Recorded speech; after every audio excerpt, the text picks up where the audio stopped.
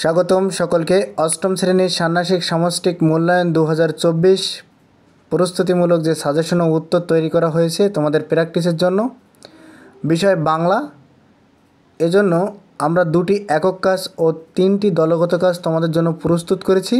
তোমরা ভালোভাবে প্র্যাকটিস করবে। একক কাজ 1, প্রশ্ন সর্বনাম কাকে বলে? সর্বনাম কত প্রকার, কী কী? উদাহরণ সহ লেখো। সর্বনাম নামের পরিবর্তে যে সকল শব্দ ব্যবহৃত হয় তাকে সর্বনাম বলে। যেমন হস্তি প্রাণী জগতের সর্ববৃহৎ, তার মাংস। এই যে হস্তির পরিবর্তে তার কথাটি ব্যবহার হয়েছে, এটি সর্বনাম। সর্বনাম 3 প্রকার। সাধারণ সর্বনাম, যে সর্বনাম আপনি, পরিবেশে, ভাই বোন, বাবা মা, বন্ধু, তাকে সাধারণ সর্বনাম বলে। যেমন তুমি, তোমরা, সে, তারা। মানি সর্বনাম, যে সর্বনামগুলো বয়সের বড় কিংবা অপরিচিত কারোর সামনে ব্যবহৃত হয়। যেমন আপনি, আপনারা, তিনি, তারা ইত্যাদি। ঘনিষ্ঠ সর্বনাম, দেখো ঘনিষ্ঠজনের ক্ষেত্রে যেটি ব্যবহৃত হচ্ছে তুই, তোরা, ওরা। একক কাজ 2, নিচের আঞ্চলিক বাক্যগুলিকে প্রমিত ভাষারীতিতে রূপান্তর করো।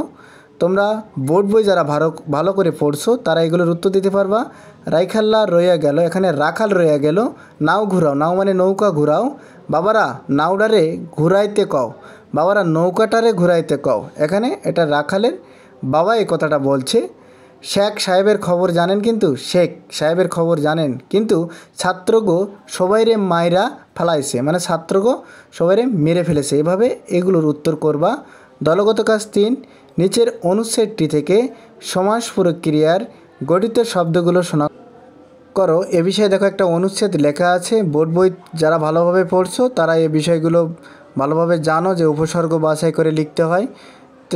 তেমন করে বোর্ড বইটা খুব ভালোভাবে পড়বা, তারপরে এগুলো লেখার চেষ্টা করবা। দেখো দলগত কাজ 4, নিচের অনুচ্ছেদ থেকে ভুল বানানের শব্দগুলো বাছাই করো। এরপরে দেখো ভুল বানান। মহাকাশ, এই শব্দটি শুনলেই মনে হয় যেন এক অসীম রহস্যের ভাণ্ডার উন্মোচিত হলো। নীল, দেখো নীল বানানটা কিন্তু এখানে ভুল আছে।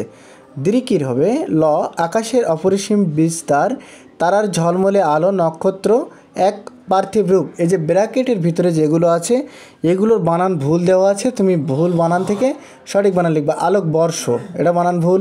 বিলাসিতা কিভাবে, কয় দৃকির হবে। এটি তৈরি হয়েছে, এর উৎপত্তি পরিণতি কিভাবে। দেখো এখানে উন্মোচন না, এটা হবে উন্মোচন। জড়িয়ে না, জড়িয়ে আছে মানুষের কৌতূহল। রোমাঞ্চ এক অভিযানের প্রবণতা। দলগত কাজ 5, তোমার নিজের অভিজ্ঞতা থেকে যে কোনো একটি পরিস্থিতির উল্লেখ করো এবং উক্ত পরিস্থিতি তুমি তোমার উদ্দেশ্য, চিন্তা, অনুভূতির প্রকাশ করেছিলে সেটি লেখো। নিজে থেকে একটা পরিস্থিতির উল্লেখ করে সেটি লিখতে হবে। সকলকে ধন্যবাদ। সবার আগে প্রশ্ন ও উত্তর পেতে আমাদের চ্যানেলকে সাবস্ক্রাইব করুন।